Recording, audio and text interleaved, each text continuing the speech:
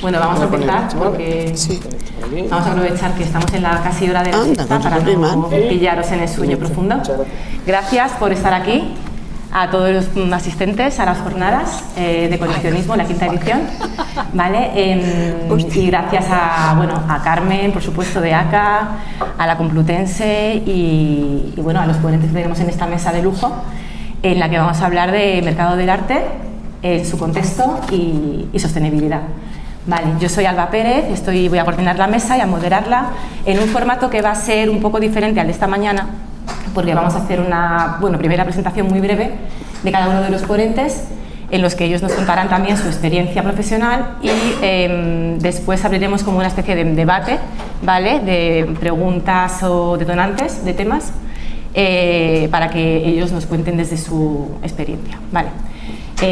Simplemente comentar que yo estoy trabajando en la Subdirección de Artes Visuales, que es una subdirección que se ha creado este año, reciente creación, y es también nuestra primera vez coordinando estas jornadas, que bueno, pues es un placer haber heredado de la Subdirección de Museos el honor de poder coordinarlas. También creo que Carmen me comentó que es la primera vez que se organiza una mesa específica sobre el mercado del arte, con lo cual es un doble estreno para todos y todas. Así que bueno, sin más dilación, voy a presentar a nuestros ponentes, ¿vale? Vamos a empezar por Llucia, ¿vale? Llucia Oms es consultor y gestor cultural con una gran trayectoria tanto en el sector privado como en el público. Entre sus destacadas iniciativas podemos hablar de Talking Galleries, que es un think tank internacional sobre las prácticas de galerismo y sistema del arte. Se crearon en torno a 2011, ¿verdad? También la Feria Loop de Videoarte, que tiene lugar en Barcelona, y la plataforma cultural Hansel y Gretel. Ha sido director del Instituto de Cultura del Ayuntamiento de Barcelona entre 2011 y 2015 y de la Virreina Centro de la Imagen. Actualmente es director de la Fundación Salvat desde el año 19. También podemos comentar que colabora semanalmente en La Vanguardia escribiendo sobre precisamente mercado internacional del arte y además imparte clases en la Universidad de Barcelona. Además, Llucia ha sido reconocido con el premio GAC el año pasado, o sea, hace 2 años, en el 23, por los 10 años de Talking Galleries, y en este mismo año fue escogido por la revista Forbes como uno de los 25 profesionales más relevantes de la escena artística española. Sin más dilación, Llucia, te dejo paso para que presentes. ¿Para que me presente yo? ¿No? Sí. Para que entre en el tema. Exacto. Que entre en el tema. Exacto. Vale. Bien. Pues muchas gracias. Si me permitís 30 segundos, quisiera dar las gracias a Carmen y a todo el equipo que están detrás de estas jornadas, porque realmente me parece muy importante que se organice una mesa sobre el mercado del arte, para un tema clave, ¿no?, que tiene que ver con el coleccionismo y la forma en que somos capaces de elevar un discurso potente sobre lo que pasa en nuestro país para fortalecer, prestigiar y favorecer todo lo que hay detrás del mercado. Dicho esto, el primer punto que quisiera hablar, y se lo decía Alba ayer, si me permitís, es un poco un punto reivindicativo. ¿Sí? Muy rápidamente decir un poco la lástima que tenemos en nuestro país de que hay muy poco publicado, hay muy poca investigación hecha sobre lo que es el mercado, el coleccionismo, el galerismo, ¿no? Y hay un momento en que creo que debemos poner en valor el trabajo de los profesionales del arte y especialmente de los coleccionistas, que son en buena parte piedra angular de todo este entramado, ¿no? Por tanto, solo se entiende un coleccionismo potente si realmente detrás hay un sector que lo potencie. Tengo muchos más puntos para comentar reivindicativos, sí, pero me voy a quedar aquí para entrar. Pero me parecía que era un momento importante para decirlo, por favor. Sí. Simplemente, me oís igual, sin micrófono también. Ahora mismo hacemos una breve introducción y posteriormente pasaremos al debate en el que ya podremos ampliar bien todos los temas y, por supuesto, entre los que está esta reivindicación que comentas. Sí. Estamos en streaming. Vale, perdón. Pues nada, repito otra vez, vamos a hacer una breve introducción, como decía, de los temas para luego posteriormente pasar al debate. Vale, entonces damos paso a presentar a Maribel López.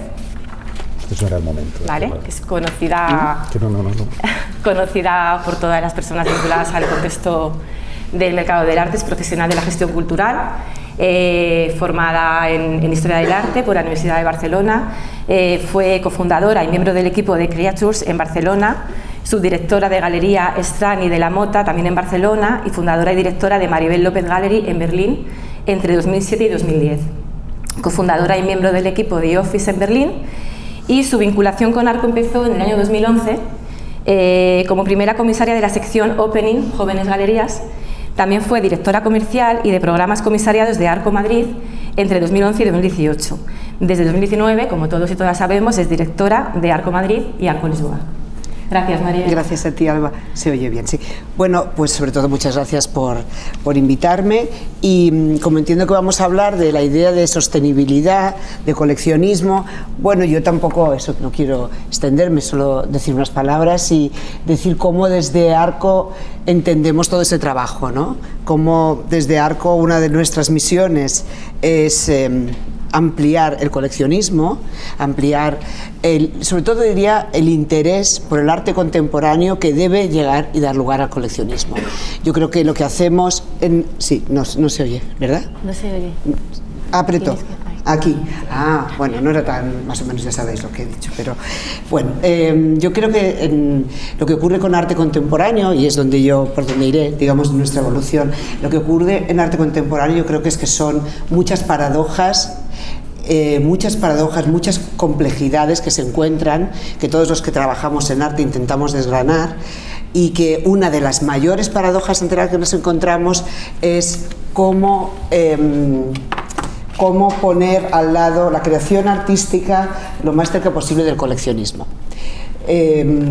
Cómo desde el artista que empieza a trabajar hasta el gran coleccionista que imaginamos, que pasa en todo ese espacio. En todo ese espacio estamos las ferias, están los comisarios, están las galerías, sobre todo están las galerías.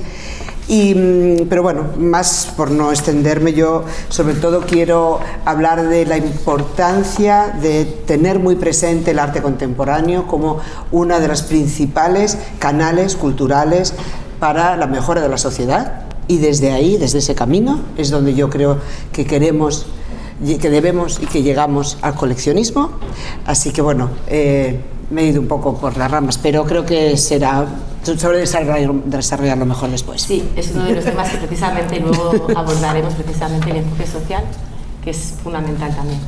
Vale, paso a presentar a María García Ayelo, gestora cultural, licenciada también en Historia del Arte por la Universidad Complutense de Madrid. Fue directora del Festival de Foto España entre 2015 y 2017, y dentro del contexto museístico ha sido subdirectora general de Conservación e Investigación en el Museo Nacional Centro de Arte Reina Sofía entre 2005 y 2008, y adjunta a la dirección del Museo de Arte Contemporáneo Esteban Vicente en Segovia entre 2002 y 2004. Actualmente es consejera delegada de Christie's España y directora del Departamento de Arte Impresionista y Moderno.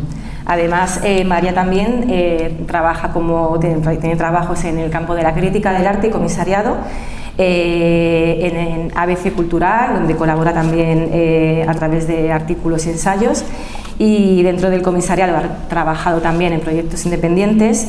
En 2017 fue nombrada consejera artística de los premios HSBC de fotografía.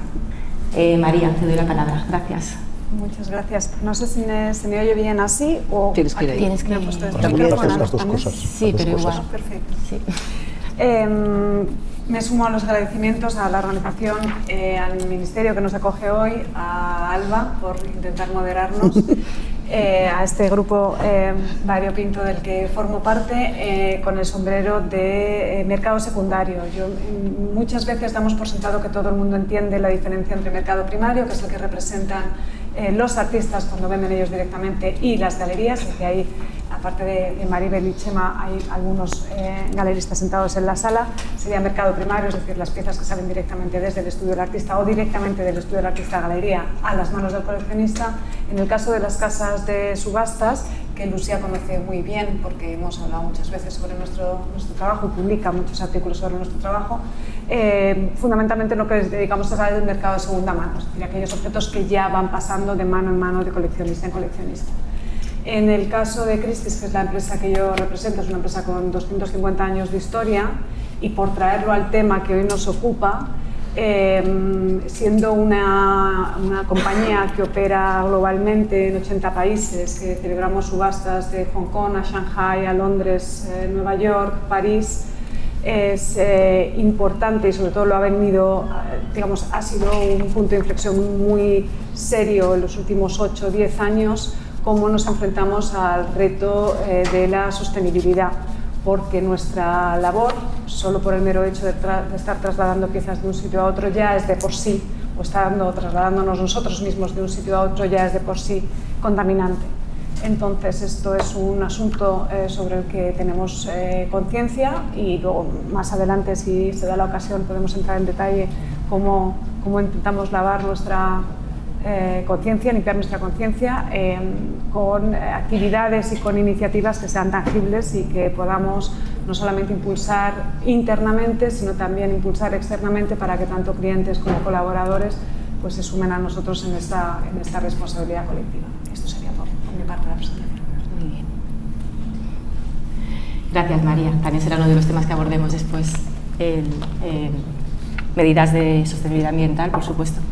Bueno, nuestro último ponente de la sesión de hoy, de esta mesa de ahora, es Chema de Francisco. Chema es experto en galerismo, coleccionismo y mercado de arte contemporáneo.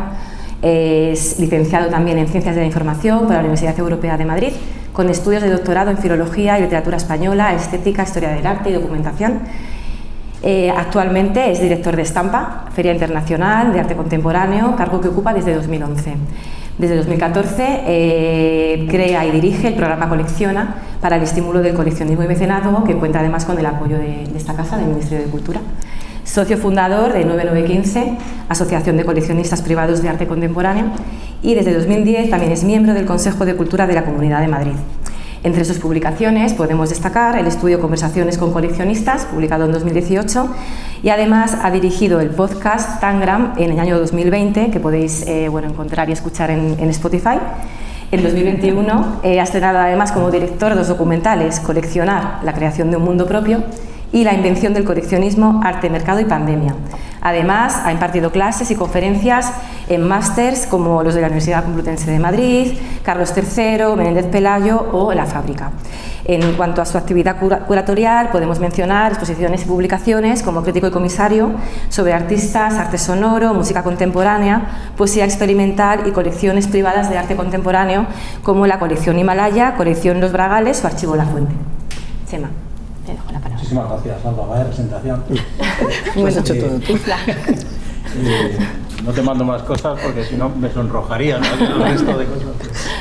Bueno, muchas gracias, Carmen, por formar ACA, por formar una asociación de coleccionistas.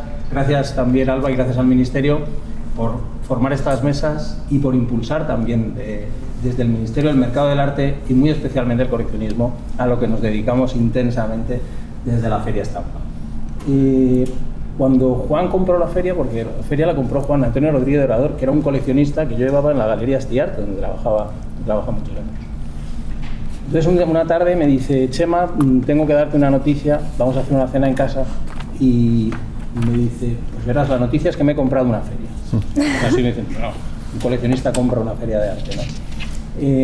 Y entonces, ¿pero qué feria? Porque claro, pues me he comprado estampas. Dios mío, qué calamidad, pero ¿cómo se te ocurre una cosa tan especial, ¿no? Y es verdad que la Feria Estampa en aquellos momentos, 2009-2010, pues estaba en una feria prácticamente quebrada.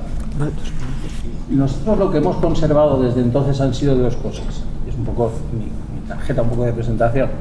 Es el nombre, que el nombre de una marca siempre es, una marca es importante mantenerla. Trascender a la sociedad con una marca es difícil. Y hacer todo lo posible por mantener viva la idea de una marca en la mentalidad de una sociedad, pues es un poco también nuestra tarea y es importante. Pero lo más importante, de hecho, de todo nuestro trabajo es continuar con esa labor de iniciación en el coleccionismo que esta feria realizó desde 1993. En Estampa han comprado obra gráfica cientos de coleccionistas en España y así empezaron a comprar muchos ciudadanos que se decidieron por el arte contemporáneo, por dedicar parte de su vida, de su formación, de su presupuesto al arte, conservando, comprando y divulgando y haciéndose responsables de las ideas que las obras que compran y guardan en casa. Y a partir de aquí, pues esta tarea de la Feria Estampa, pues es, como digo, pues mantener socialmente la tarea del mercado del arte en nuestro país, que es lo que nos distingue, las galerías españolas. Tenemos unas grandes propuestas de galerismo en nuestro país. A mí se me dice, oye, ¿cómo es lo de la internacionalización de la Feria Estampa? Yo digo, pues la internacionalización tendrá que venir por los coleccionistas, porque desde luego por la oferta tenemos mucha oferta y maravillosa en nuestro país, y quizá la demanda sí podríamos hacer un trabajo extraordinario por traer coleccionistas de fuera. En todo caso, la iniciación, la potenciación y el mantenimiento, haciendo coleccionismo sostenible, ¿no? Es un asunto que además repetimos mucho también, es nuestra tarea, y creo que también uno de los temas que podemos debatir en la mesa.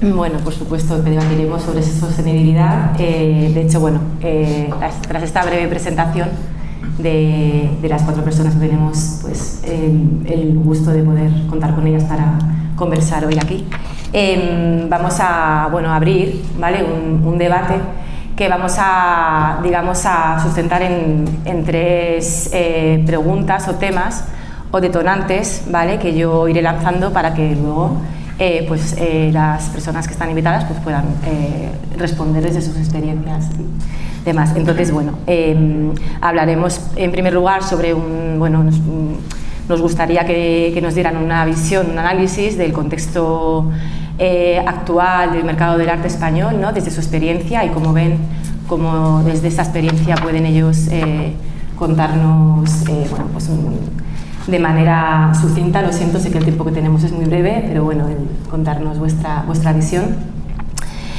Posteriormente, pues sí que lanzaremos como una pregunta, un resorte para hablar más centrados en la sostenibilidad del mercado del arte en sus 3 clásicas vertientes: económica, social y medioambiental. Y acabaremos con esta última, este gran tema también, que es un cajón desastre también, de demandas del sector y retos de futuro, ¿vale? Entonces, vamos a intentar ser muy concisos con los tiempos, porque sabemos que tenemos el tiempo justo, pero bueno, yo os voy a lanzar estas preguntas y vamos haciendo también que sea una charla pues distendida y cómoda para todos y todas, ¿vale? Entonces, nada, con este primer detonante que os lanzo, que es, que nos contéis un poco desde vuestra mirada, vuestra trayectoria profesional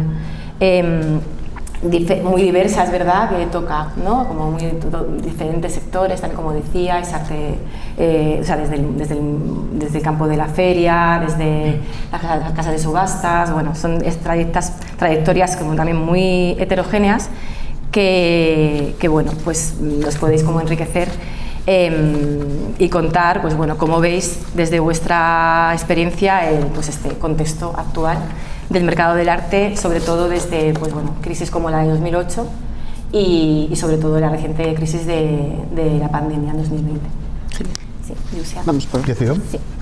A ver, a mí me gustaría contar un poco, para entender esta situación que ha vivido el mercado del arte o el coleccionismo en un sentido amplio, ¿no?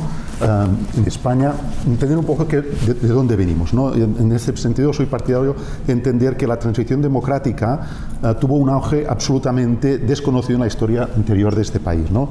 Y el coleccionismo... perdón, pensaba que se reían de mi comentario. De verdad.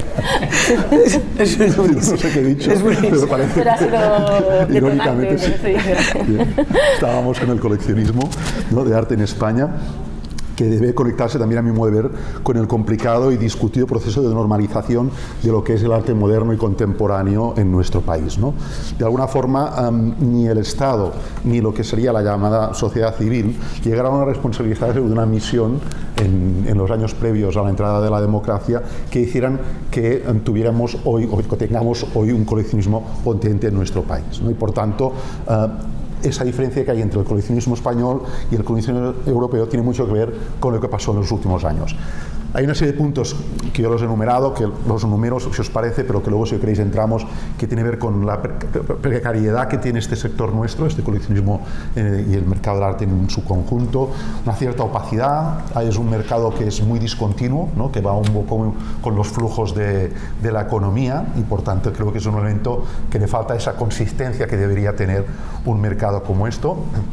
El desarrollo del coleccionismo público ha sido uno de los factores, a mi entender, decía antes, de la normalización, pero gracias a él también es cierto que, pese a ser muy precario, ha permitido que naciera y se posicionara un coleccionismo privado. Y por tanto, el frenazo que comentabas ahora de las crisis que ha habido en 2008 y las siguientes, que podemos entrar, ¿no?, hacen un poco este balance de una cierta historia de euforia y decepción al mismo tiempo, ¿no? Ha habido una importancia del coleccionismo corporativa, instituciones relacionadas con la administración que han dado juego a que haya toda una serie de entramado de empresas y fundaciones que comenzaran a reunir sus propias colecciones de arte y dieron una nueva dimensión a este coleccionismo español. Y vemos, por falta de cifras, digamos que por opacidad también, digamos que todo lo que se ha escrito sobre este sector está escrito un poco al margen de los focos, al margen de la realidad de lo que realmente sabemos. Yo, si queréis entrar luego, no sé si prefieres que pase o entre... Como tú te sientas más cómodo. Yo os cuento un poco cuál es mi experiencia personal, que creo que es un poco lo que contabas. Es una experiencia de una galería, dos galerías, vaya, una de Vic y una en Barcelona, una galería familiar, la nuestra, que ha trabajado históricamente con artistas catalanes y españoles. La galería nació en el año 1979, de la mano de mis padres. Luego estuve yo, luego estuvo mi hermana, y la cerramos, digamos, con la pandemia en el momento en que mi padre decidió jubilarse, ¿no? Pero es una historia de una realidad, que es lo que ahora me gustaría situar, de cuando nace en el año 79, porque ahí lo que vimos nosotros es que el coleccionismo era especialmente local, sobre todo era local. No tenía en absoluto nada que ver con el coleccionismo de hoy. Si en ese momento hablábamos de arte de vanguardia, ni tan siquiera hablábamos de arte contemporáneo, y un poco el debate estaba entre lo figurativo y la abstracción, o entre, mejor dicho, ¿no?, si queréis verlo, entre la tradición y la modernidad. Pero los debates que había a nivel artístico de galerías eran debates que hoy se entienden absolutamente superados, ¿no? Y por tanto la globalización llegó mucho más tarde y eran muy pocos los artistas españoles que tenían realmente una trayectoria internacional. Era, si me permite decir de una forma muy llana, era casi como coleccionismo de proximidad. Se compraba lo que básicamente la gente tenía a su alrededor, en Barcelona especialmente, y pocos compras se hacían de artistas internacionales.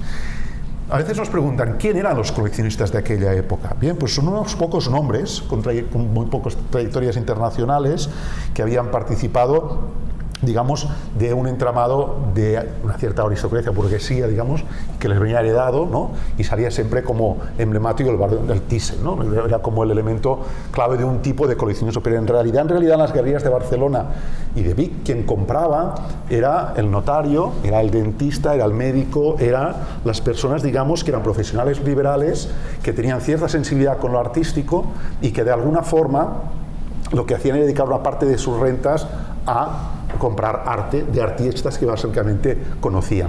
Esto daba unas colecciones relativamente pequeñitas, relativamente poco ambiciosas, pero también es verdad que ellos mayoritariamente tampoco tenían una especial pretensión de ser grandes coleccionistas. Cuando los llamabas coleccionistas, incluso se ruborizaban, ¿sí? Esos momentos de los años finales de los 70 y primeros de los 80, el coleccionismo español era un poco, era muy tímido, era un coleccionismo que había viajado muy poco, y esto tenía que ver con el contexto, digamos, de nuestro país, ¿no? Un contexto que debemos entender de dónde veníamos, y una sociedad muy poco conectada con Europa.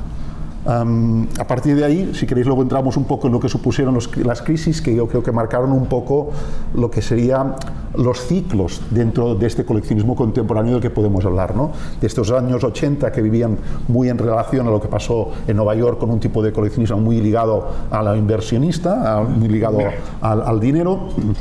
Vino la crisis del 92, vino la del 2008 que tú apuntabas, ¿no? Un poco, y han marcado unos ciclos dentro del coleccionismo que han tenido mucho que ver también con la prosperidad incluso de las galerías. Me encanta porque, Josep, porque tú has llegado hasta Arco, o sea, sí, que me has dejado... No, y me parece muy interesante porque las personas que tú estabas describiendo, ¿no?, en ese contexto, eran coleccionistas, ellos mismos no se veían coleccionistas, eran compradores, eran personas que se acercaban dentro de sus contextos, ¿no? Chema, también hablamos mucho de eso, ¿no?, de cómo estas personas de proximidad, cómo ir animándonos unos a otros a acercarnos al arte, ¿no? Sí que, lógicamente, ante la pregunta del momento actual del mercado español, yo creo que ahí Arco ha hecho mucho trabajo por ello, ¿no? Yo tengo la suerte de ser ahora quien representa esta feria, que buscaba la palabra para definirla, pero como es un fenómeno, no quiero decir milagro, parece que he escuchado demasiado el disco de Rosalía, pero sí fenómeno, porque es verdad que es algo muy especial, que en este contexto nuestro, en el que no hay una tradición de coleccionismo histórico, o solo en unas élites, ¿no?, en las élites, digamos, ¿no?, y la dictadura hizo que eso costara mucho, de ahí que la importancia de Arco, de abrir puertas, ventanas y todo lo posible, activara algo eso, pero no tenemos esa tradición, ¿no? O sea que sin esa tradición, conseguir mantener una feria quiere decir que lo que sí tenemos, y creo que, por no extenderme mucho, en el momento actual sí tenemos, es un mercado muy fuerte en términos de contenidos, de compromiso, ¿no?, los artistas, las galerías, y claro, voy a empezar ya por ahí, no me voy a esperar a las demandas finales. Lo más importante ahora es que comprendamos como sociedad y como país la relevancia y la importancia del arte contemporáneo para nuestra sociedad futura, ¿no? Si seguimos pensando que el coleccionista es solo aquella persona, y tú lo has dicho, porque siempre decir nombres para mí es casi imposible, pero tú has mencionado al Barón Thyssen, ¿no?, que en los 80, los 90 era quien nos iluminaba. Si pensamos que ese es el coleccionista, es imposible que comprendamos la necesidad de tener un IVA reducido al arte. Si entendemos que cada persona que compra una obra ayuda a un artista a seguir trabajando, protege una obra para su legado, está haciendo historia del arte de algún modo, y está armándose de pensamiento crítico en el momento en que ha pensado en ella, en el momento en el que ha decidido comprarla. No todo el mundo podrá comprarla, pero tenemos que entender la importancia de que esté a ese alcance, ¿no? Entonces, yo creo que el momento del mercado actual del arte es muy bueno en su calidad, en su compromiso, en su trabajo, es muy arriesgado en esa diferencia en la que nos encontramos, ¿no? Lógicamente hablo como directora de Arco, ¿no?, en el que las galerías españolas que venden el mismo artista que una galería francesa están en una desigualdad increíble, casi irreconciliable, si no fuera por el compromiso de los coleccionistas, que no solo compran la obra que más les gusta o que más les parece, es que también entienden su responsabilidad social como agentes de esta gran estructura tan compleja, ¿no? Respecto a las crisis, solo quiero decir algo para no extenderme más. La del 2008, que es cuando yo era galerista, como dijiste, y poco después empecé en Arco, nos hizo dudar mucho a todos, yo creo, ¿no? Esa crisis, como dice Josep, fue, yo creo, uno de los ciclos de los que aún arrastramos, yo creo, muchos complejos y muchos miedos. COVID tuvo totalmente otra naturaleza, una naturaleza que llevó al presente, que nos hizo darnos cuenta de la importancia de la cultura y del arte contemporáneo. Entonces, esa crisis sí que la veo, aunque creo que psicológicamente no la hemos comprendido aún, pero en términos de la relevancia del arte contemporáneo sí que la veo como una oportunidad. Y aquí se lo paso el micro. Gracias. Yo voy arrastrando, creo que voy a ir arrastrando lo que vais diciendo. Estamos en flujo natural. Estamos cada uno desde nuestro punto de vista, pero creo, vamos a ver qué opinas tú, que estamos todos más o menos de acuerdo, para mí, en tres aspectos. Tres aspectos que nos sitúan localmente, pero que nos sitúan globalmente. Hablamos de coleccionismo español y yo creo que a día de hoy es muy difícil hablar de coleccionismo español per se.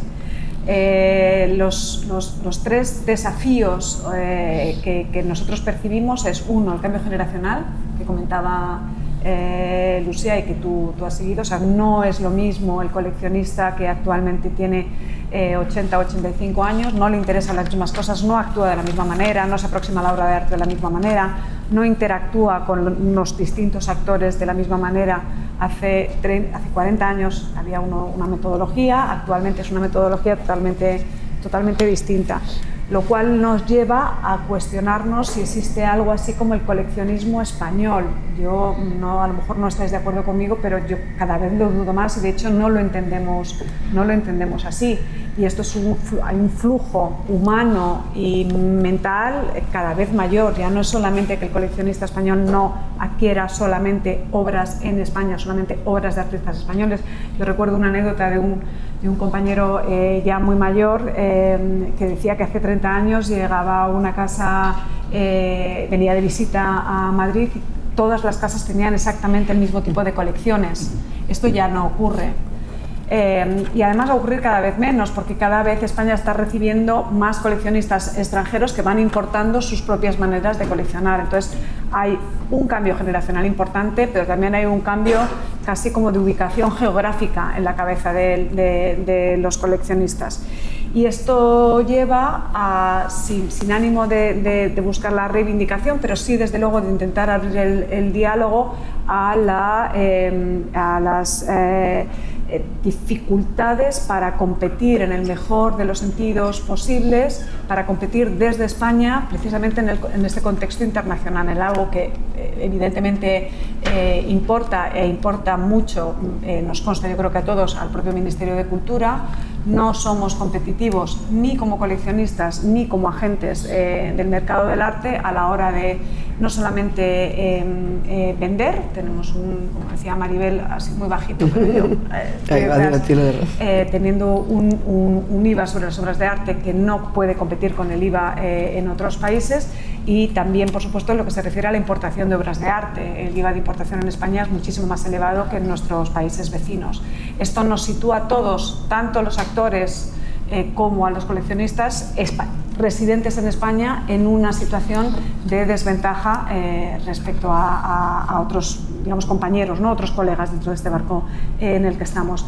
Y eso abre una espita más, algo que ha mencionado brevemente Lucía y que quizás se puede hablar más adelante, que es la colaboración entre lo público y lo privado y la no ley de mecenazgo en nuestro país, ¿no? Que es un elemento pendiente y que yo creo que desde todos los ámbitos involucrados en el mecenazgo, ya sea, vuelvo otra vez a decir, los coleccionistas que coleccionan, que prestan, que muestran y que obtienen muy poco reconocimiento, ya no solamente económico, sino ni siquiera desde el punto de vista del prestigio, se recibe muy poco reconocimiento. Esto impacta, ¿no?, en el deseo de alguien de querer dedicar una cantidad de dinero importante, porque para todos en escala la cantidad de dinero que dedicamos a lo que adquirimos es importante, a adquirir obras de arte, ¿no? Te hace sentarte en tu casa a pensar qué es lo que estás haciendo, si estás siendo más o menos responsable con tu legado. Mira, María, voy a discrepar. Bien, para eso voy a discrepar de una manera muy cordial. Porque entonces, para poder hablar de coleccionismo, tenemos que exactamente saber qué es un coleccionista. Claro, tú dices, bueno, sí. El micro. Es que no tengo micro, pero por aquí se oye bien. Sí, es el que funciona. Entonces, la cosa es saber o definir qué es el coleccionismo, qué es un coleccionista y cuál es su tarea y cuál es un poco su legado también y su proyección social. Yo creo que el coleccionismo en España es estupendo. Es estupendo y no porque nos apetezca decirlo, que como muy bien dice Maribel, tenemos que decirlo, tenemos que entusiasmar y inocular el veneno del coleccionismo allá donde vayamos y inyectar toda esa energía, sino por la cantidad de galerías que siguen en marcha en nuestro país, que siguen creciendo y que abren, no te digo todos los meses, pero en la balanza de las que cierran y las que abren hay más, que son las que ponen en marcha su trabajo. Y nosotros en Estampa hacemos este programa Colecciona, y a pesar de que hacemos todos los esfuerzos, desde luego la tarea de Arco desde el 82 ha sido formar, impulsar la idea del coleccionismo privado en España. Es verdad que también en España se hizo todo ese trabajo del coleccionismo corporativo, como decía Yusia, después de años de autarquía, de subdesarrollo de las infraestructuras culturales, etc.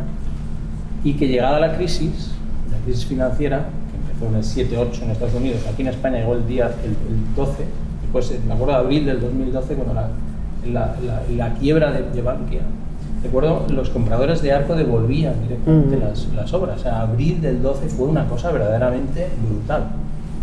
Y entonces nosotros vimos como oportunidad todo aquello.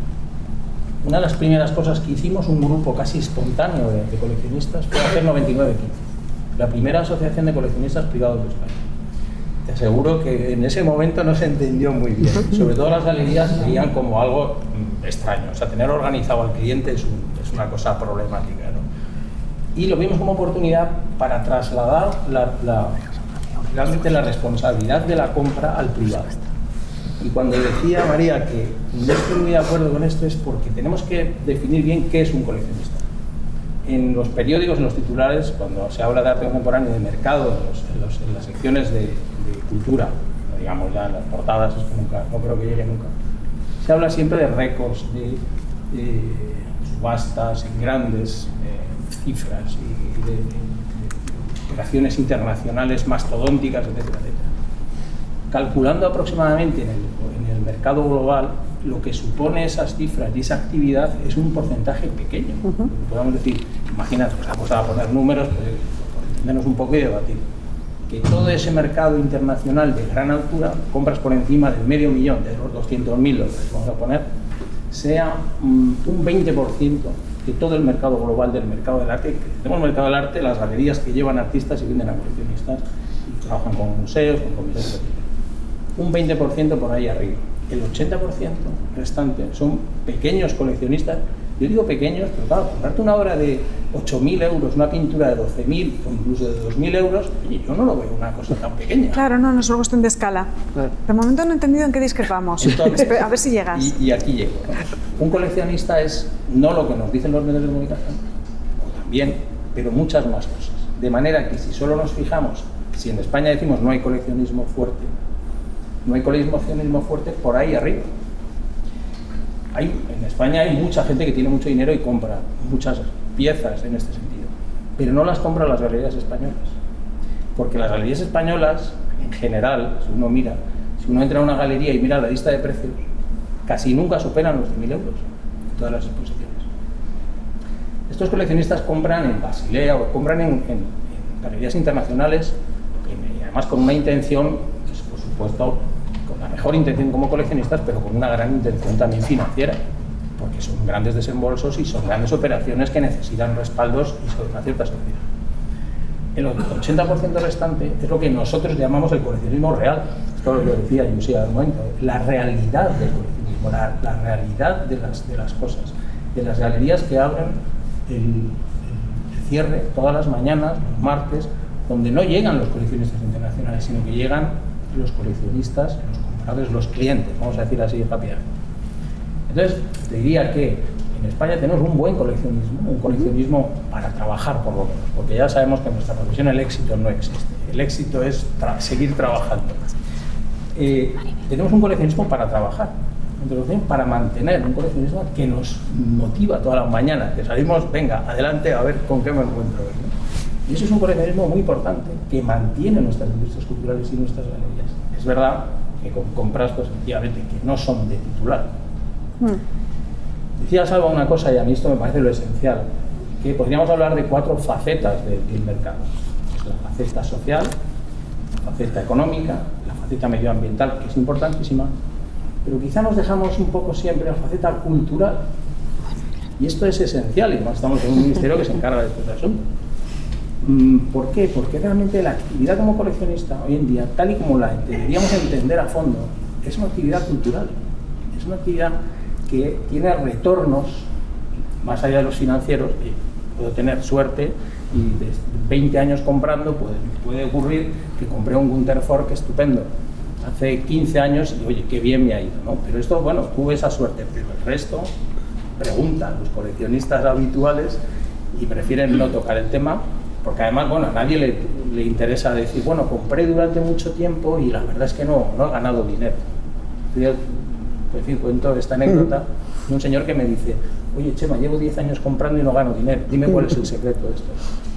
Estábamos en una sesión de colecciones, estábamos en casa de un señor que encargaba una vivienda fantástica en Oaxaca, Alberto Campo Baeza, y estamos con Alberto, que fue difícil llevarle, pero un privilegio y un placer estar con él. Estamos con el coleccionista, estábamos con Marina Vargas viendo una pieza allí y tal, Y entonces lo estábamos pasando fenomenal y hablábamos de la dimensión social del coleccionismo, hablábamos de todos esos asuntos que nos reúnen, donde se reconocen los coleccionistas. Cuando dos coleccionistas se reconocen, ahí surge el milagro. Pasa algo especial, ¿no? Y entonces le digo, pues mira, llevas 10 años comprando y no ganas dinero, bueno, porque quizás tu retorno es otra cosa, ¿no? es diferente. Y me dice, bueno, pues ahora lo entiendo porque estoy aquí. Estoy con otros compañeros coleccionistas, estoy con este señor que ha hecho esta casa, con este arquitecto, con los artistas, y la verdad es que lo estoy pasando bomba y además estoy calmando mi ansiedad y comprendo más cosas, ¿no? En fin, no es que esté en discrepancia, pero sí me gustaría hablar del 80% restante, que es un poco la idea, ¿no? Y eso yo creo que surge a partir de 99-15, cuando se pone de manifiesto ese otro coleccionismo, cuando vemos que es una oportunidad la crisis. Y desde luego, como dice María, también es una oportunidad, es una gran oportunidad, fue una gran oportunidad la pandemia que nos hizo volvernos hacia la cultura, que es el asunto, yo creo, fundamental. No me extiendo más. Yo quería volver un poco a la pregunta que planteaba Alba sobre el tema de las crisis, ¿no? De una manera más, un poco, digamos, concreta en relación a los ciclos que apuntábamos al principio, ¿no? Y yo quisiera decir que las crisis en el mundo del arte, las que hemos vivido en nuestra generación, digamos, han sido todas muy diferentes, ¿eh? Y por tanto, yo creo que no las podemos poner todas en el mismo saco. Cada crisis, empezando desde la de los 70, de la crisis del petróleo en su momento, ¿no?, han tenido consecuencias distintas y sabemos ya desde ese momento que hay una correlación muy directa entre lo que serían las variables macroeconómicas y la fecha del mercado del arte. Pero esto lo hemos descubierto, o hemos tenido cifras realmente fehacientes mucho más adelante. Con la perspectiva que os comentaba, ¿no?, de estos 40 años de galerismo, yo he vivido sobre todo la de los 90, ¿no? En Barcelona nos llegó justo después de los Juegos Olímpicos. En ese momento los precios se desplomaron y los coleccionistas dejaron de pisar las galerías. Y eso fue un elemento distinto de las otras crisis que ahora entraríamos, ¿no? Había sobre todo un desencanto, no solo sobre el mercado, por la especulación que había habido, sino también sobre el interés que despertaba lo artístico, ¿no? En este caso no teníamos cifras, en ese momento todavía en los 90 no sabíamos qué suponía el mercado del arte español, ni tan siquiera el global, pero sí que las galerías sufrieron en ese momento auténticas dificultades para seguir abriendo la puerta. De hecho, algunas galerías cayeron por el camino, y eso que es difícil que una galería cierre sus puertas realmente por un tema de crisis, porque el compromiso con lo artístico, con sus artistas es bestial, ¿no? Pero en ese sentido fue muy cruel con los artistas y con las propias galerías, y yo creo que ahí Arco, ¿no?, solo teníamos que ver a mediados de los 90 las dificultades que había para realmente... Voy a dar un dato para apoyar tu tesis. Por favor. Uno de los gráficos que yo cuando hablo de Arco siempre enseño es la participación de galerías desde el origen hasta hoy. Ha habido dos momentos en la historia en los que hemos pasado de 200, ese número ha llegado casi a 300 por momentos, a 130 galerías, y fue en el año 93 y en el 2021. O sea, para apoyar tu tesis. Gracias, Maribel. No hay datos, pero está Maribel para recordarnos, ¿no?, qué supone. La crisis del 2008, a mi modo de ver, fue totalmente distinto. Es cierto que los precios también cayeron, pero no veníamos de una especulación desbordante en el mercado como había habido sobre todo durante los 80s. Era una crisis mundial, una crisis económica mundial, pero provocada por factores externos al mercado del arte, y todo el problema de las hipotecas subprime y todo lo que suponía estas dificultades de entender un mundo financiero no había generado, al menos en España, una burbuja especulativa ni que se había abusado de los precios. Ahí en ese momento la diferencia más importante para mí fue que los coleccionistas, pese, digamos, al momento depresivo general y no comprar, siguieron viniendo a las galerías. Las galerías seguían teniendo gente, digamos, visitantes, coleccionistas que se acercaban, no compraban, pero se acercaron y venían a las inauguraciones. En la de los años 90 no, desaparecieron totalmente, ¿no?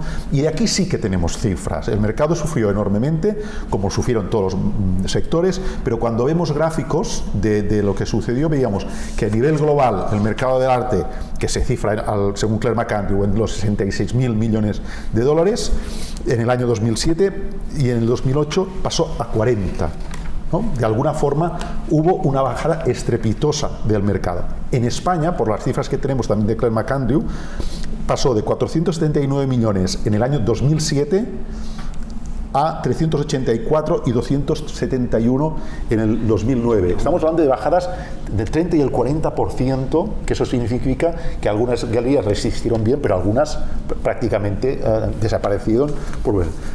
Sin embargo, la crisis del 2020, la de la COVID, digamos, ¿no? Aquí el mundo se paró, cosa que no se había parado en las otras dos ocasiones, ¿no? Pero paró una parte de la economía, porque no toda la economía, pero hubo sectores que fueron especialmente bollantes durante los meses especialmente de la COVID, ¿no? Algunos sectores en concreto funcionaron más que nunca. El mercado, es cierto, se ralentizó, pero no había ningún descontento de los coleccionistas. Aquí nadie se sintió engañado por la crisis. Al contrario, se generó una especial complicidad, yo creo que lo apuntabas, Maribel, ¿no? De darnos cuenta que la cultura era enormemente importante. Muchos coleccionistas salieron a la ayuda de algunas galerías comprando y sobre todo buscando plena complicidad con los artistas y con el entramado de todo el sistema del arte, y que fue, digamos, un elemento externo que más bien, pese a lo que pudiera parecer, las cifras del online subieron de manera espectacular, ¿no? Si estábamos en los 6.000 millones en el 2019, más que doblamos, llegamos a los 12.400 millones de 2020, y luego es cierto que se niveló un poquito, digamos, pero los meses más duros de la pandemia y del confinamiento, hubo aquellas galerías que habían hecho los deberes, y especialmente las salas de subasta Christie's y Sotheby's, que habían trabajado muy bien todo el entramado digital, tuvieron unas ventas espectaculares, ¿no?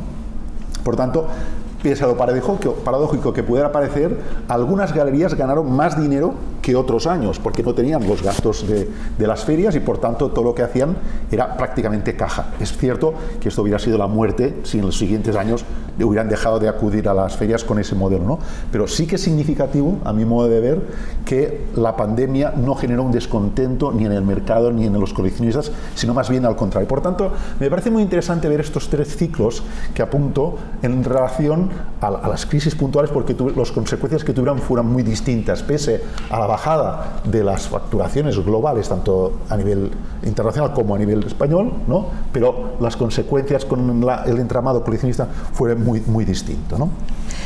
Pues me encanta, porque la manera que tú lo has explicado, creo que viene a explicar algo muy bonito, ¿no? Que tienes toda la razón, que en los años 90 lo que más hubo fue un descrédito, ¿no? Se cogió como miedo, desprestigio. Yo creo que es verdad que en el arte contemporáneo estamos en permanente crisis, ¿no? A las ferias siempre se nos habla de crisis, estamos en constante crisis. Lo que ocurre, como intenté decir en las primeras palabras, es que es un mundo muy complejo, muy paradójico, de muchísimos contrastes, en el que nunca estamos del todo conformes, ¿no? Siempre estamos en una tensión. Pero con lo que tú has explicado, tu análisis de las crisis, que me encanta porque lo preparas tan bien, Josiah, que de verdad me encanta. Yo lo que veo ahí, por el natural optimista seguramente, es que desde esa crisis de los 90, en la que estamos hablando de descrédito, a la financiera, en la que sí que el dinero se retiró, pero no el interés por el arte, al 2020, en el que, como decías, primero, yo creo que todos lo sabemos, que los coleccionistas fueron a la ayuda de sus galerías, y eso fue súper especial, ¿no? Desde Arco, por ejemplo, cuando decidimos, y Estampa igualmente, que también se celebró en el 21, en abril y en octubre, y en julio hicimos Arco.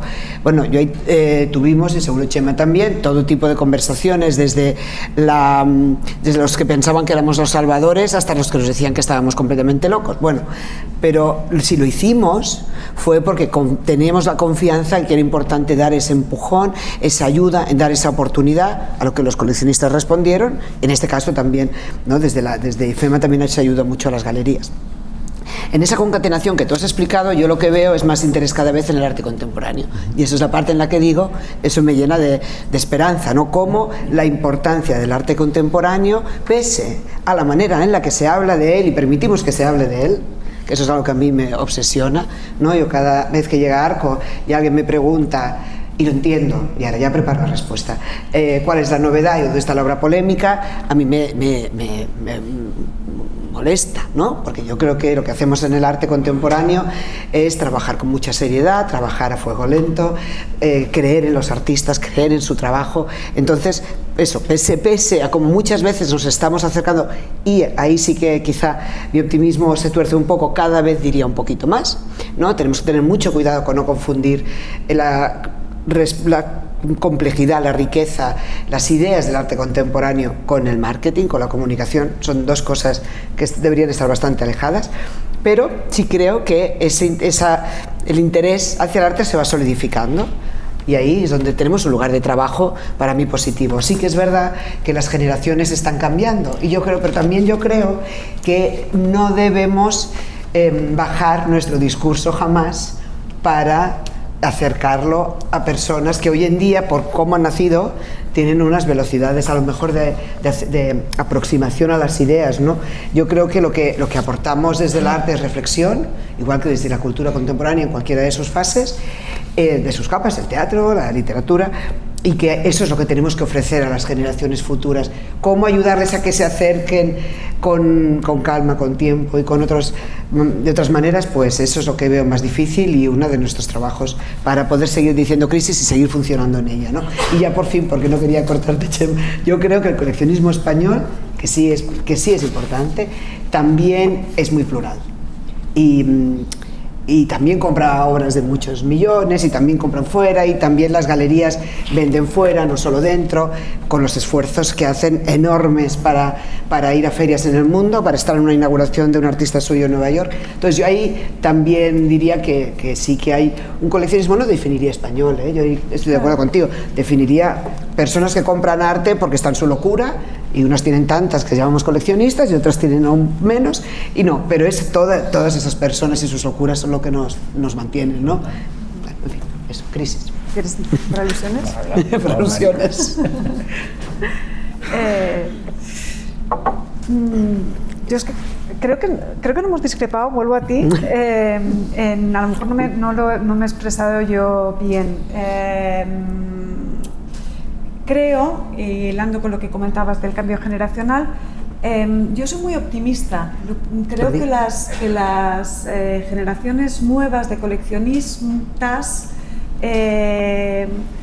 no están menos atentas, no están menos informadas, simplemente miran a otros sitios, leen de otra manera, miran de otra manera, se informan de otra manera, pero al final todos llegamos al mismo lugar, que es algo muy intangible, por tangibles que sean los objetos de arte con los que todos trabajamos. Cuando yo recuerdo dos anécdotas. Cuando estuvimos confinados, nosotros, por ejemplo, es verdad que tuvimos unos primeros 2 meses muy difíciles, por lo que comentaba Lucía, porque pasamos de tener un 70-80% de las subastas presenciales y un 20% online a tener que virar, y esto hila con la sostenibilidad desde el punto de vista del medio ambiente, virar muy rápido para poder ofrecer, sin poder reunirnos, no había ferias, no había subastas presenciales, poder virar tecnológicamente para poder seguir ofreciendo obras de arte a los coleccionistas por las que pudieran pujar, y en 1 mes y medio pasamos de hacer, como os digo, un 80% presencial, 20% digital, a un 80% digital, 20% presencial, porque como íbamos siguiendo el mundo, nosotros habíamos empezado a cerrar Hong Kong en diciembre de 2019, y cuando ya cerró Estados Unidos, empezó a abrir Hong Kong. Por eso siempre hubo algo de actividad presencial, pero hubo que hacer un viraje tecnológico muy rápido. Y eso dio la oportunidad de entrar a conocer no solamente a generaciones distintas, sino a personas que están en lugares distintos y que, como digo, acceden a lo que nosotros hacemos a través de canales desde las redes sociales, que nos puede parecer algo muy sospechoso, a de repente coger un tren y hacerse París-Londres en solución de continuidad en 2 días. Otro de las, por ejemplo, iniciativas que hicimos fue hacer las 2 subastas entre París y Londres con 24 horas de diferencia, para agrupar las energías, agrupar los tiempos, agrupar los recursos, de manera que se generara más movimiento sin tener en cuenta si uno es francés o italiano o inglés o alemán. Entonces, como digo, giramos muy rápidamente para adaptarnos a estas nuevas circunstancias. Y la otra anécdota que me llegó a través de una persona que trabaja en una institución grande fue que estuvimos todos confinados Cuando esta persona volvió a trabajar al museo en el que trabaja, contaba, yo entraba por las salas y mi sensación, esto es muy difícil de definir y quizá muy romántico y quizá difícil de entender fuera de nuestro contexto, yo notaba que las obras me miraban, o sea, que había algo que yo necesitaba y ellas necesitaban de mí. Hay algo que con el arte no podemos definir con palabras, es una cosa absolutamente emocional e incluso irracional. Y de hecho, lo que ocurrió durante la pandemia es que departamentos tradicionalmente con un volumen de negocio más pequeño, como puede ser la fotografía o la obra gráfica o la obra sobre papel, o el diseño, crecieron exponencialmente, porque todos, cada uno de nosotros en nuestras casas, incluso los que o no somos coleccionistas o somos coleccionistas más chiquitos, notamos que hay algo en los objetos que nos rodean que si no podemos ir a verlo en un museo, en cierto modo necesitamos tenerlo cerca, ¿no? Y eso es algo muy difícil de definir. Y de trasladar, sí. Y también de trasladar, sí. ¿verdad? Fíjate, ahí, a la hora de trasladarlo, como mejor se traslade presencialmente, que este es el gran asunto de la galería. Yo creo que el mundo de las subastas es fundamental por la idea de la oportunidad de comprar. Y esto también, tenemos que trabajar mucho en la relación de la galería y la casa de subastas. Yo tengo algún amigo coleccionista que me dice, mira, yo a partir de 10.000 para abajo compro en galería y de 10.000 para arriba puedo comprar en subasta porque encuentro oportunamente la pieza o el artista que estoy buscando. Es verdad que no puedo elegir mucho, porque me encuentro con la pieza, es verdad que no puedo pagar a plazos, es verdad que tengo que pagar gastos, etcétera, etcétera. Luego tengo que asegurarme que sea una buena casa de subasta para que no me llegue la pieza a casa con más condiciones, pero es una oportunidad para comprar buenas piezas, para mover el mercado. Y luego las galerías tienen que comprender que los precios a los que se cierra esta oportunidad no tienen nada que ver con el primer mercado. Entonces, esa pedagogía que entre las galerías y las casas de subastas necesitamos seguir haciendo es importante. Hasta tal punto que yo muchas veces, hablando con galeristas, recomiendo, algunas galerías fuera lo hacen, cuando sale a subasta una pieza de un artista de la galería, llamar a tus coleccionistas para que pujen, que es la única manera de que esa pieza suba. Y se peleen por una pieza de Jordi Teixidó de los 70 y no se quede en 1.200 euros allí la pobre tal. Jordi Teixidó por uno de los más admirados artistas, ¿no? Y entonces esto ocurre, entonces oye, yo llamo a mis clientes y a mis coleccionistas para que pujen y nos quitamos esa competencia que no tiene mucho sentido, cuando efectivamente tenemos un mercado de oportunidad. Pero digo lo presencial porque esto nos ocurrió realmente en la pandemia. O sea, recuerdo efectivamente en FEMA que estuvimos hablando de si hacemos la feria o no hacemos la feria. Y creo que fue Estampa la primera feria en España, al menos, yo no sé, en Europa. En el mundo, yo creo. Y fue una locura, realmente nos la jugamos. Porque aquí podíamos haber salido de allí todos contagiados, podíamos haber armado una buena, ¿no? Y realmente estábamos asustados. Yo veía en los pasillos la gente abrazándose. Por Maribel me llamaste una mañana diciendo, yo aquí veo que todavía tenemos margen para que entre más gente. Y decía, yo cierra la puerta porque vamos a colapsar. Aquí está la gente medio loca abrazándose. No, porque yo tenía una aplicación donde veía todo lo de sanidad. No, le hacía ojo. Bueno, claro, tú tienes claro, y decía, está todo en orden, está todo en orden. En la feria. Entonces, claro, decíamos, bueno, la verdad es que se vendió muy bien. También porque teníamos la galería y en general todos los públicos, los coleccionistas de la galería, teníamos una enorme ganas de que todo eso dejase de existir y dejar de ver las obras con la misma mosquita en el ordenador. Porque claro, al final todo el mundo tenemos una mosquita en el ordenador y todo lo que veíamos a través del ordenador tenía la misma mosquita, que es lo que siempre digo. O sea, estábamos viendo siempre algo igual y esa cosa mágica que ocurre, que efectivamente, o sea, cuando un coleccionista decide comprar una pieza, es un sentimiento,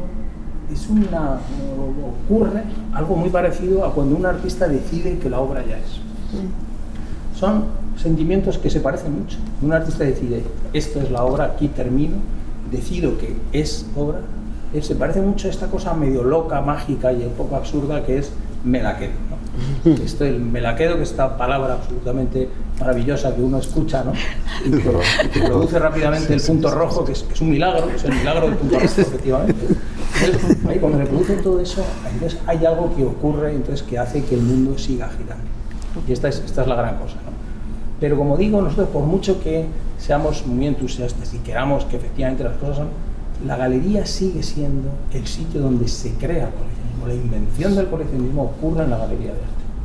Cuando yo me acuerdo en Estiarte, el primer año de Arte Madrid, Nosotros llevábamos el planito de la galería. Cada galería pues hacía una cosa, nosotros llamábamos a los compañeros para que dijeran qué programación tienes.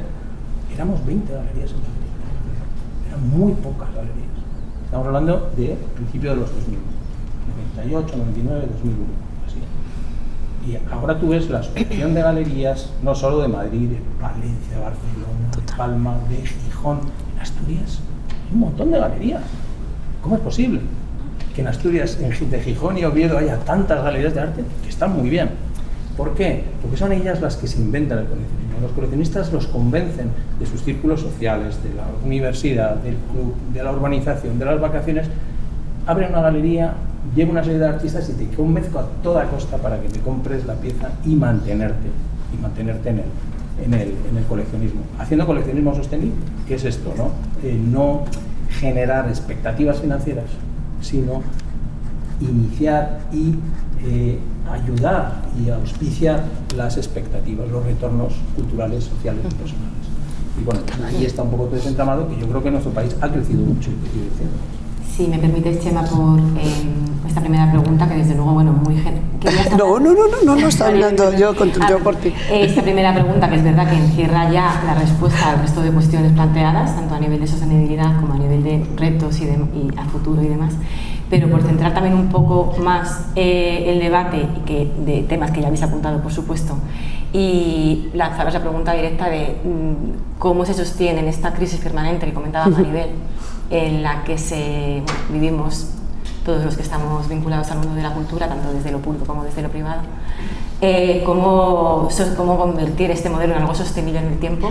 Y luego también os quería preguntar, que también habéis comentado, pero centrar quizá en casos o en prácticas concretas, cómo desde el mercado del arte, cómo desde el coleccionismo se puede crear valor social.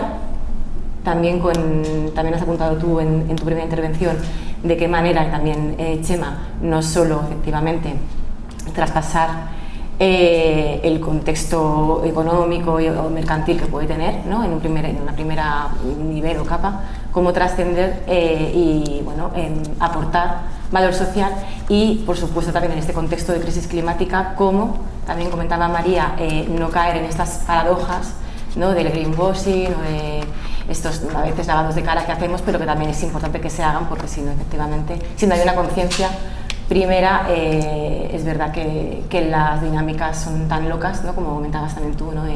A nivel de, pues ya solo los préstamos de obra de arte en los museos, por ejemplo, es un sistema que es a priori muy poco sostenible a nivel medioambiental, pero ¿cómo podemos aportar desde el mercado del arte? Sí, como queráis. No. Sí. Me parecía que había un orden riguroso. Es un orden. Es que es un orden que va. Esto está funcionando muy bien. Estamos muy disciplinados. Está muy bien. Vale, sin ánimo de romper la disciplina, cuando yo entendí el análisis del título de la jornada, ¿no? Situación y sostenibilidad, me quedé con la idea que hablábamos de sostenibilidad en relación a cómo preservábamos este mercado que tenemos, este bien precioso que tenemos, ¿no? Y si me permitís, hago un poco de giro para luego entrar a fondo en las especificaciones cultural, económico, social que apuntaba Alba, ¿no? Bien, más allá de analizar lo que es el coleccionismo español y hablando en temas de sostenibilidad, yo creo que esta frágil condición del coleccionismo solo se va a sostener en la medida que entendamos muy bien cómo van a ser los coleccionistas del futuro, cómo va a ser este mercado en un futuro.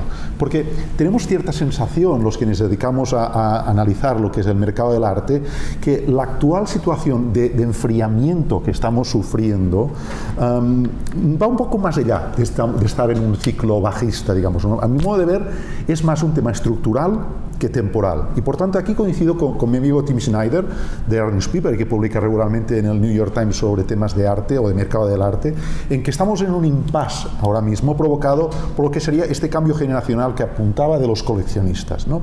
Y esto obliga a preguntarnos el por qué, el cómo, el dónde y el de quién coleccionamos, ¿no? Porque entender los hábitos, los gustos y las preocupaciones de estos nuevos compradores definirán de alguna forma el mercado que tendremos en los próximos años, ¿no? Y no solo globalmente, especialmente también en España. Las cifras de McAndrew lo que nos dicen es, a nivel global, un dato muy preocupante, es de que el mercado del arte está estancado desde hace 15 años, o sea, no crece. se mantiene alrededor de los 60.000 millones de dólares, con unas subidas, unas bajadas, unas oscilaciones del 10 al 15%, pero se mantiene estable. O sea, no está creciendo cuando muchos otros sectores, como el del lujo, que muchas veces se nos compara, están teniendo crecimientos exponenciales, ¿no? Y yo creo que ese es un tema preocupante, ¿vale? Entonces, en España no tenemos cifras del 2017, pero si hiciéramos un poco una valoración, estaríamos estancados alrededor de los 350-400 millones de euros. Esto es una cifra, a mi modo de ver, relativamente pequeña.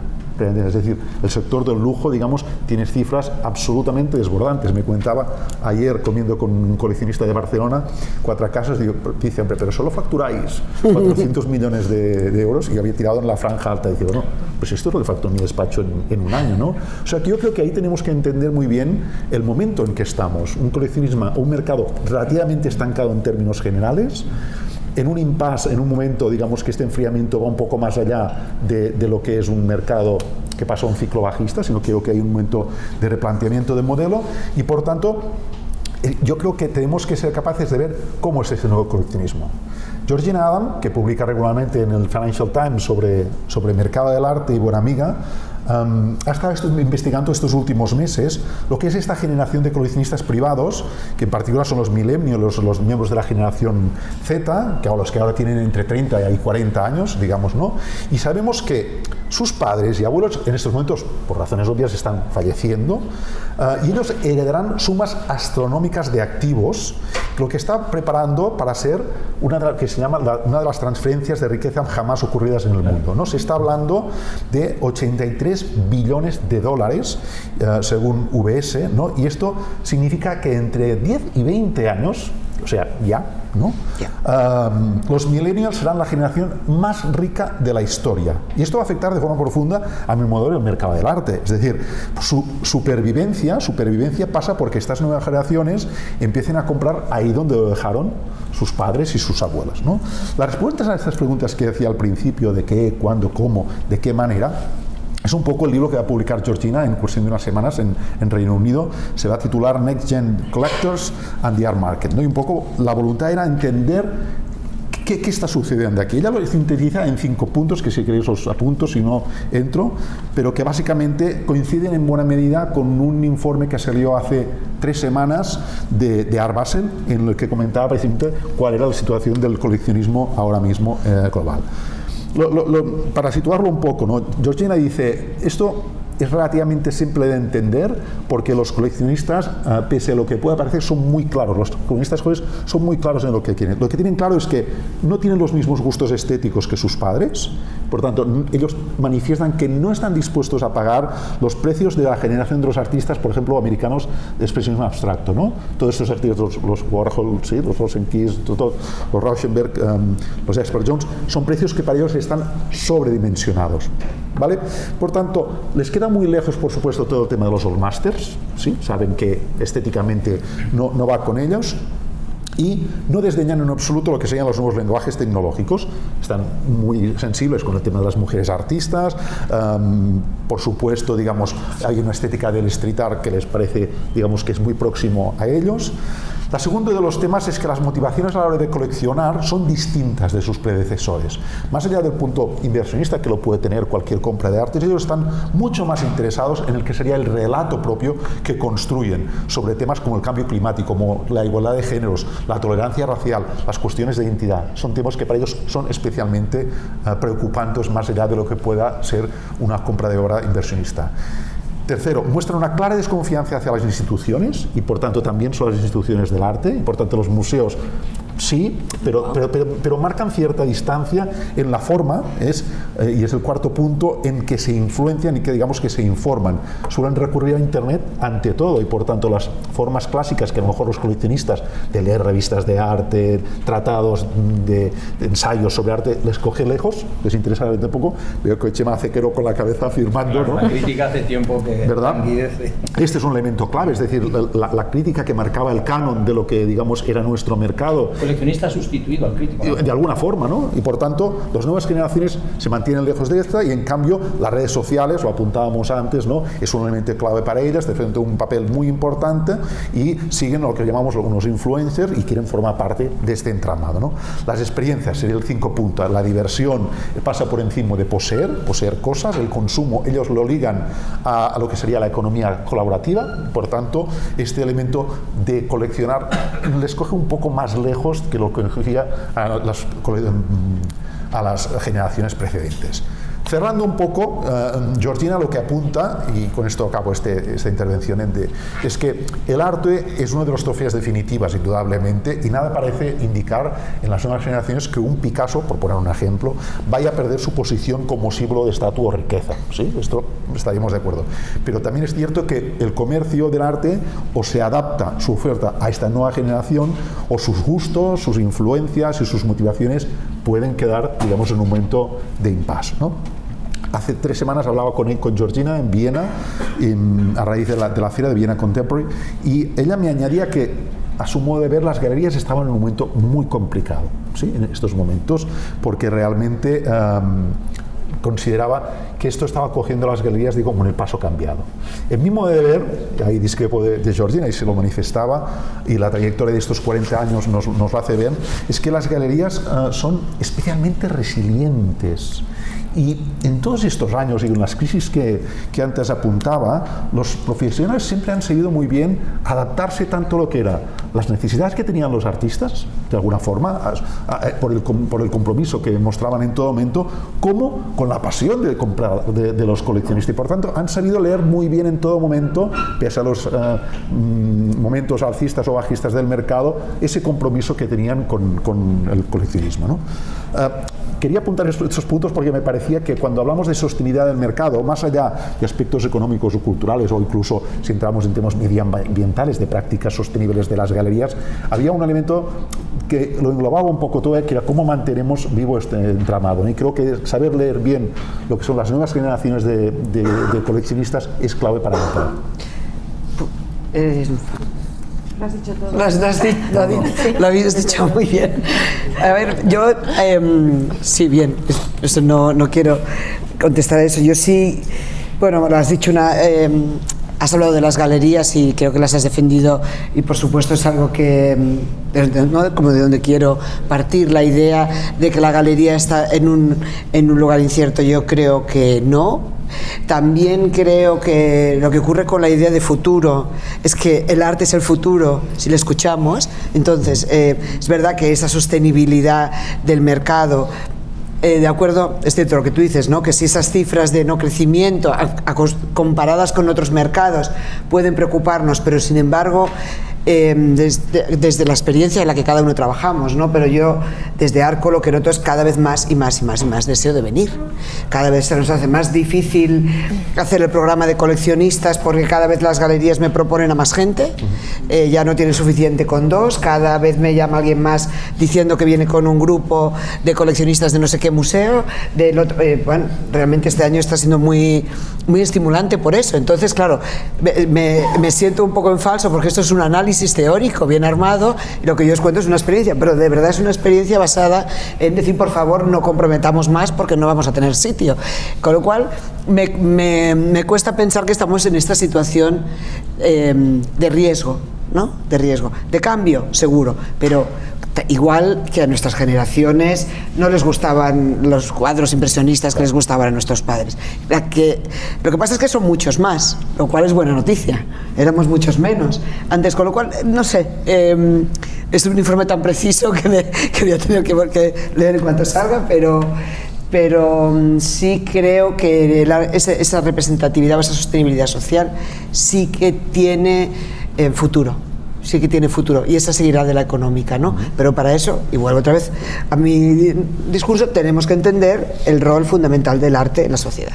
Si pensamos que es solo un objeto de lujo, no vamos a superar el objeto de lujo. La industria del lujo tiene otros recursos, tiene otras maneras de hacer, y resulta que no, que nosotros hacemos ferias, que estamos ahí, abrimos la puerta prácticamente, etcétera. Y las galerías también abren la puerta, están montando, llamando al coleccionista mientras hacen la contabilidad. No somos mercado de lujo. Ahora, nos ocupamos de las cosas más importantes que hay. Será lujo, será lo que sea, pero los objetos de arte son mucho más, trascienden, ¿no?, la idea de lujo. En lo medioambiental se me hace muy difícil, ¿no? Yo creo que todas estamos intentando hacer el máximo.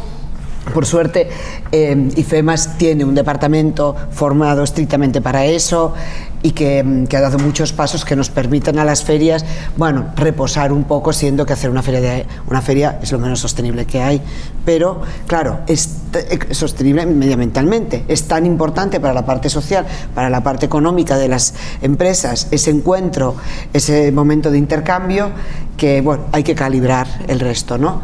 Y después pues cada uno hacemos los gestos que podemos, como yo te decía antes, pues no hacemos bolsas. ¿Es una tontería? Claro que es una tontería, pero bueno, estamos haciendo algo muy particular este año que no puedo avanzar.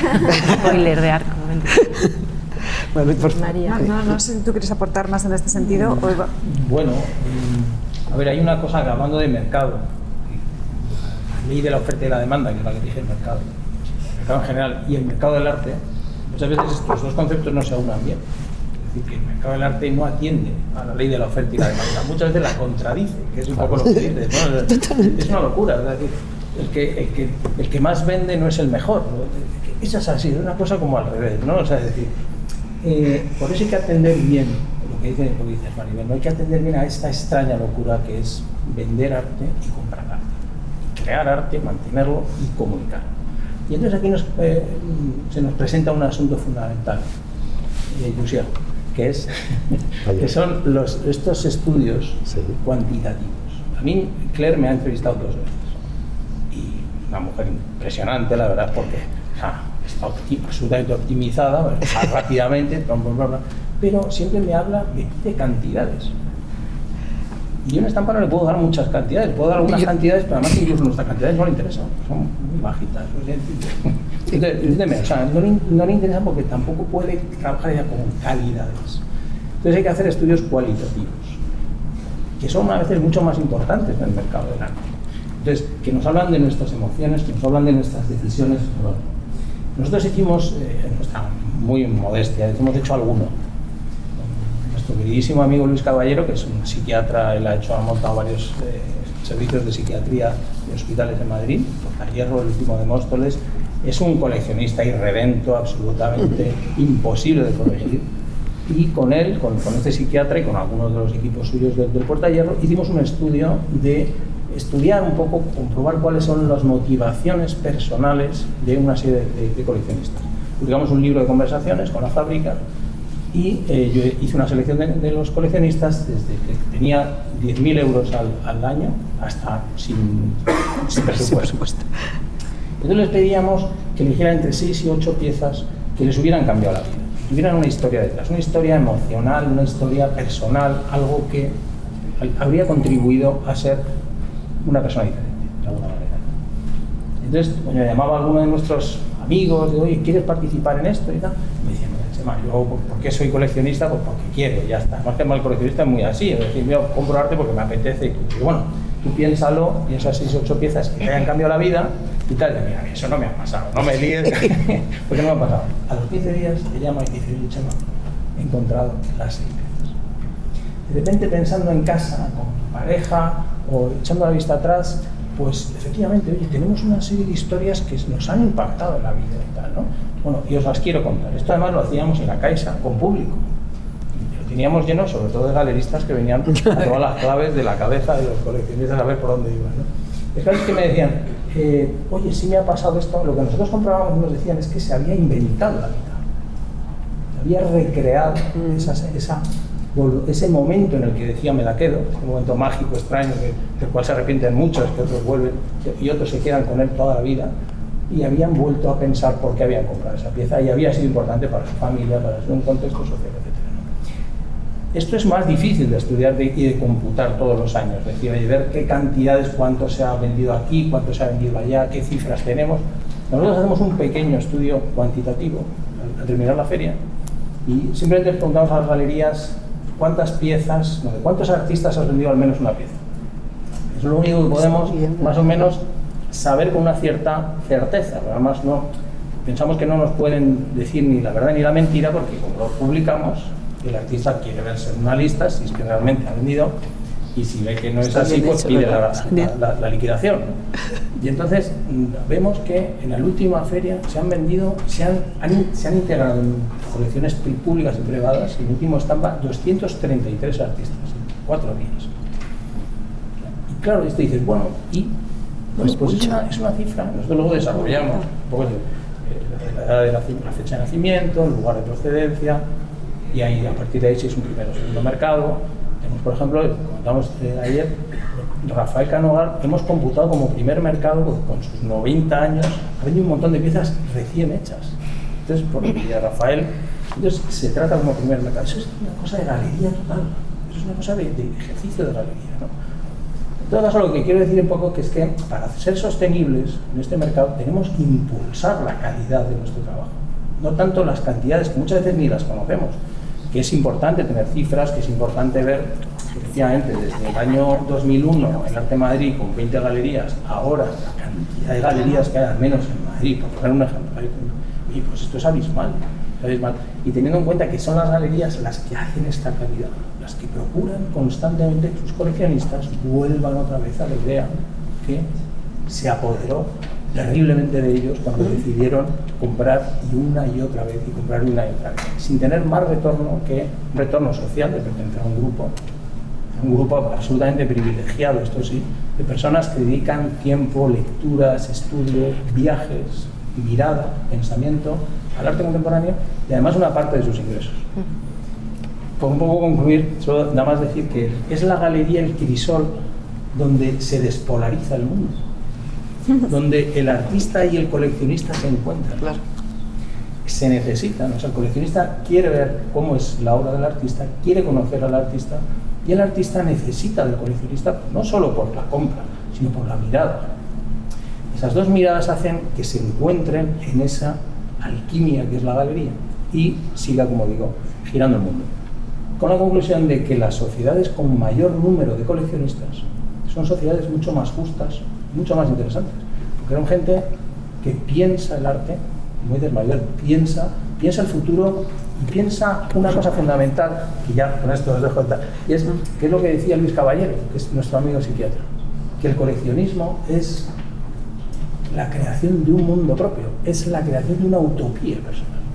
La proyección hacia adelante de las utopías personales proyectadas en el arte son las que forman tu universo, el universo que guarda tu colección de arte contemporáneo. Es incompatible una cosa con la otra, ¿eh? Gracias, Chema. María, ¿quieres...? Yo creo que no, al contrario. Nos queda mucho tiempo por eso, y hay que hacer una ronda de preguntas también al público. Claro. Entonces, si quieres comentar... No, simplemente decir, preguntar, porque lo que hacemos con las, lo que es cómo funciona la psicología y yo leí estas imágenes en uno que dices, ¿qué estás viendo? ¿La figura de ajedrez o la silueta de la persona? Pues yo en mi caso estaba leyendo la silueta de la persona, lucía la figura del ajedrez. Mi pensamiento estaba en cómo puede ser el coleccionismo sostenible desde el punto de vista medioambiental. Entonces en mi cabeza había una serie de temas que quizás se podrían tratar, pero quedarían para otra charla, que tienen que ver con el compromiso de todos nosotros, los coleccionistas, las galerías, las casas de subastas, que podemos hacer internamente para reducir nuestra huella de carbono, o sea, cómo están alimentados nuestros edificios, cómo promocionamos lo que hacemos, somos capaces de renunciar al papel, por ejemplo, y de qué manera, cómo podemos a lo mejor trabajar con los proveedores en que nuestros embalajes sean 100% reciclables, por ejemplo, sean más limpios, cómo viajamos o no viajamos, cómo monitorizamos el consumo decía, de carbono en todo lo que hacemos, desde lo que producimos, a cómo nos comunicamos, por ejemplo, digitalmente. Esto es una tontería, pero es un consejo para quien quiera utilizarlo. Cada correo electrónico que enviamos con adjuntos es contaminante.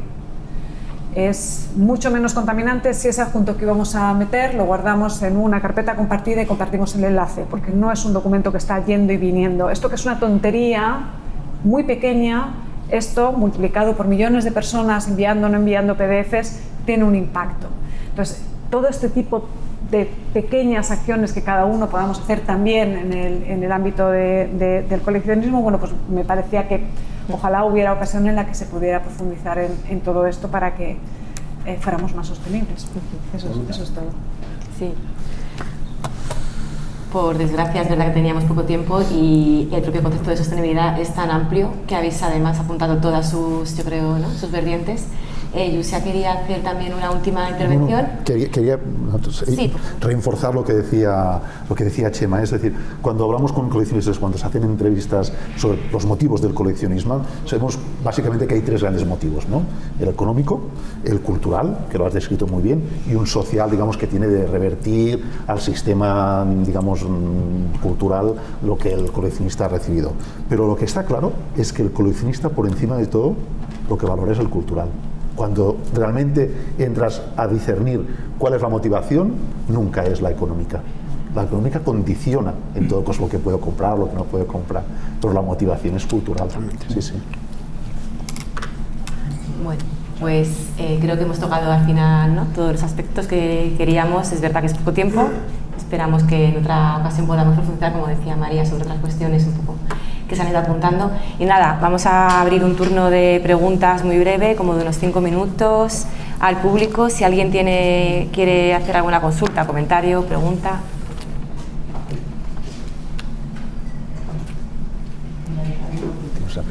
Sí, mira, por aquí.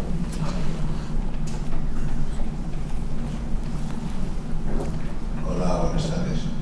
Solo un par de detalles. Habéis focalizado todo al mundo de las galerías como punto de referencia para los coleccionistas. Ha habido otras empresas en España relacionadas con el mundo del arte que han realizado una excelente labor cara a la captación de coleccionistas y principalmente, por ejemplo, con la obra gráfica original, como Polígrafa en Barcelona, de Asociación Coleccionista de Arte Vicente García en Valencia y otras empresas que existen actualmente, que le dan una importancia muy fuerte a lo que es la labor del coleccionismo a partir de la obra gráfica original, que puede ser un campo muy importante de explorar para los que quieren iniciarse en el mundo del arte. No es un valor importante. Y vosotros estáis hablando ya de unos niveles medios altos. Y hay un sector medio que es muy importante, que es el que nosotros, en este caso, alguna empresa que represento, llegamos a ellos a través de nuestros comerciales. Esa es una labor directa, no van a las galerías, pero es la búsqueda de ese cliente y dándole opciones de compra y de financiación directa para que puedan adquirir obras con la empresa en Italia. Hablas de Polígrafa, pero Polígrafa es una galería a todos los efectos. Es decir, yo creo que cuando hemos hablado, hablo por mí, pero lo hago extensivo, creo que cuando hablamos de galerías hablamos en un sentido muy amplio en el que incorporaríamos incluso las casas de cuadros, si me permites decir una terminología para nada ofensiva, digamos, ¿no? No estoy hablando de esa ofensiva. No, lo digo yo. Otras empresas han desarrollado una labor. Disculpa, lo digo yo, que no lo digo en un sentido ofensivo, digo que cuando hablamos de galerías hablamos en un sentido amplio, digamos, con todo ese entramado de empresas culturales que están dedicadas, focalizadas a generar, a satisfacer las necesidades de los artistas, a participar del mercado. Creo que hay para mí un error muchas veces, que es entender que estas casas de cuadros, sí, como los llamamos en Barcelona, en Barcelona hablamos de casas de cuadros, en un sentido que no son propiamente galerías al uso, pero no hay ninguna intención de menostenerlos, porque muchas veces hay muchos coleccionistas que han llegado a ser coleccionistas porque empezaron comprando obras muy menores en esta especie de pseudo galerías, o que venden marcos, o que son librerías que en su época momento también vendían obras de arte, y por tanto estoy pensando en estos mercadillos de navidades de artes, ¿no?, de pequeño formato, que han generado mucho coleccionista que con el tiempo ha acabado, ¿no?, comprando en una galería, luego ha ido a Arcos, se ha interesado y acaba siendo un coleccionista, digamos, bueno, lo que entendemos por una persona interesada y compradora de arte, ¿no? O sea que yo creo que no había esta intención, hablo por mí, pero no sé si lo hago intensivamente de todo esto. Yo lo enfocaba porque solo lo habéis focalizado en el tema de la galería. No, pero míralo un segundo. Hay otras empresas que llevan muchos años haciendo mucha labor seguro. Con el mundo de... Seguro. Yo simplemente por sí, pero un poco, claro, el tema de la mesa es mercado del arte y coleccionismo sostenible. Y no entendemos el coleccionismo de sostener únicamente el coleccionismo si no es a través del galerismo. Entonces es verdad que otro mundo de la iniciación en la compra de arte es posible, además pues es fundamental. Lo importante es no mezclarlo, porque una cosa está en el arte contemporáneo, que es trabajar con ideas a través de lenguajes plásticos, y otra cosa es el mundo de la iniciación, que está cerca de la decoración, de una cierta artesanía, y está bien, pero es importante que sí que deslindemos bien esos dos mundos, y para eso hay tiendas, espacios, galerías especializadas en todo esto, y también ferias que se dedican a una cosa y a otra.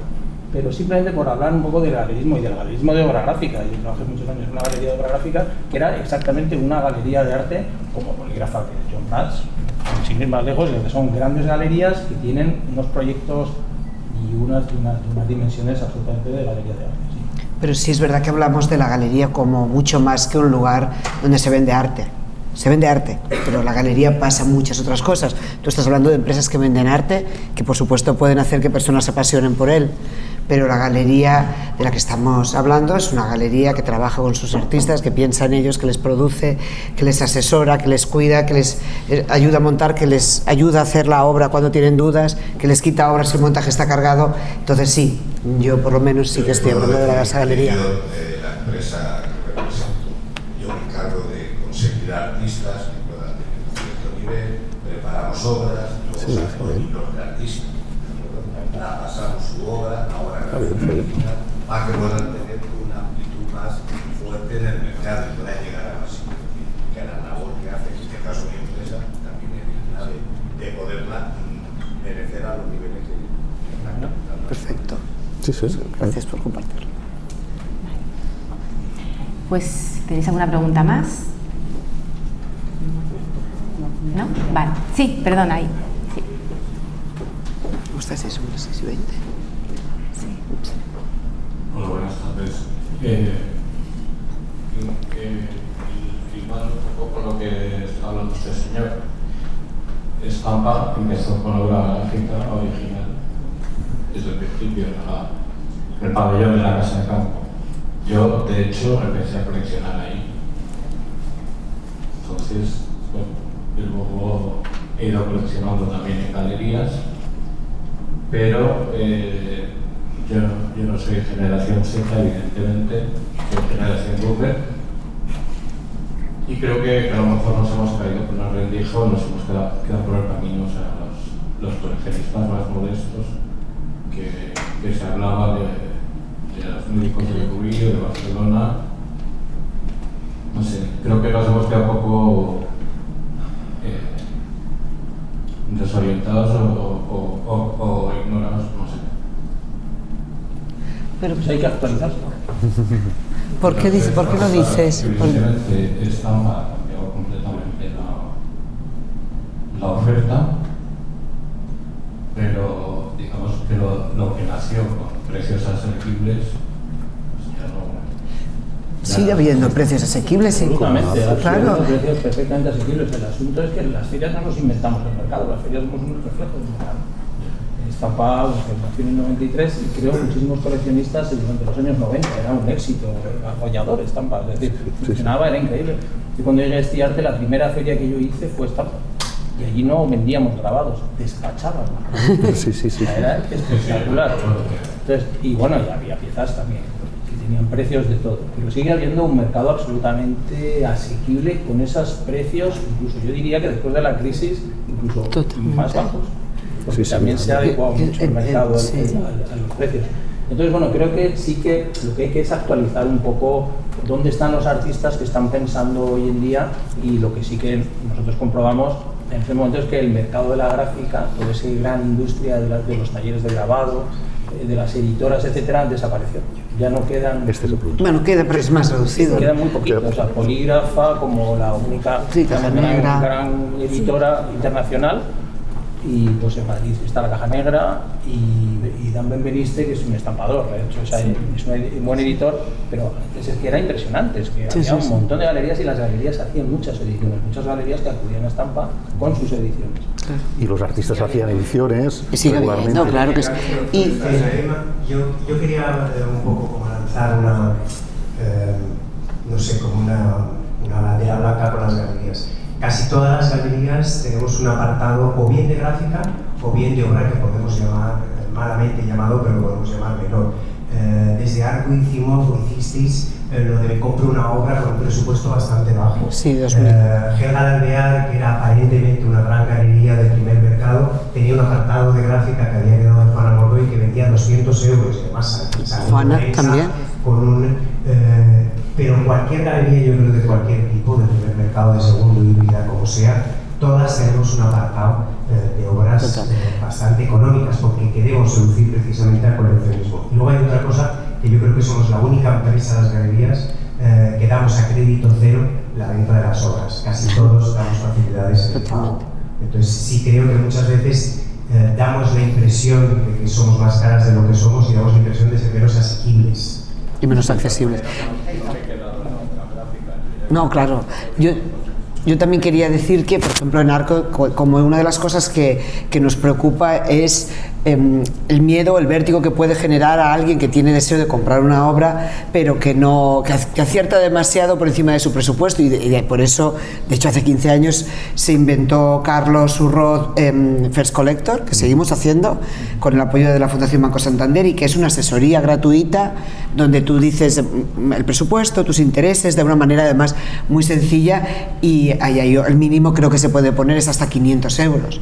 Y después está la Feria Ars Libris, es decir, yo creo que cada uno desde nuestras estructuras sí queremos generar esa posibilidad, abrir esa posibilidad de acceder a la obra a la que puedas acceder en ese momento y además siempre está, como dice Pedro, hablar con las galerías porque las galerías siempre van a apoyar una compra porque la ilusión que les hace que eso ocurra es superlativa realmente y arriesgan también, ¿no? Y lo sabes, claro que sí. Es verdad que de otra manera, que se puede actualizar.